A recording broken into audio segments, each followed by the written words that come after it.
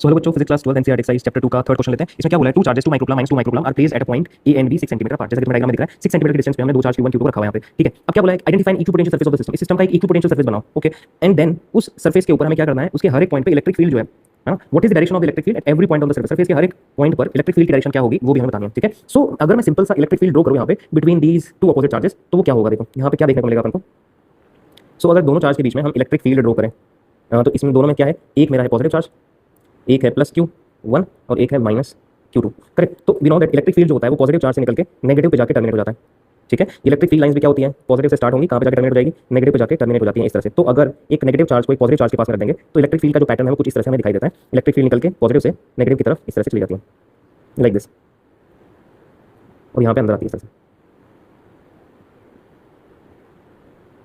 ठीक है। इस तरह से हमें यहाँ पे जो इलेक्ट्रिक फील्ड लाइंस है वो दिखाई देती है, करेक्ट। अब हमें जो यहाँ पे क्या ड्रॉ करना है, हमें यहाँ पे प्लॉट करना है इक्विपोटेंशियल सरफेस।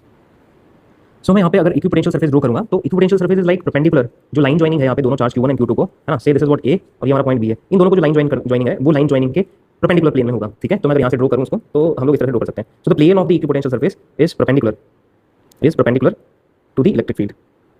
वो क्या होगा, इलेक्ट्रिक फील्ड के परपेंडिकुलर प्लेन में होगा, लाइक दिस, ठीक है। तो यहाँ से डायरेक्शन ऑफ इलेक्ट्रिक फील्ड क्या होगी, if you want to draw the electric field at every point it will be like this, ये इस तरह से होगा यहाँ पे एट दिस पॉइंट, ये ऐसे होगा। सो ये हमारी क्या होगी, इक्विपोटेंशियल। सो वी कैन से क्या बता सकते हैं हम लोग यहाँ पे कि टू चार्जेस का जो सिस्टम है उसमें इक्विपोटेंशियल सरफेस जो होगा वो क्या होगा, plane normal to the line joining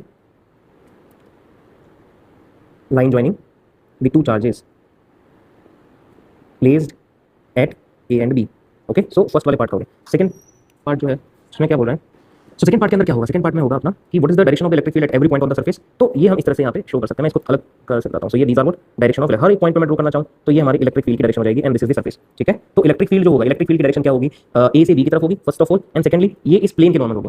so we can say electric field is in direction from A to B and normal to equipotential surface.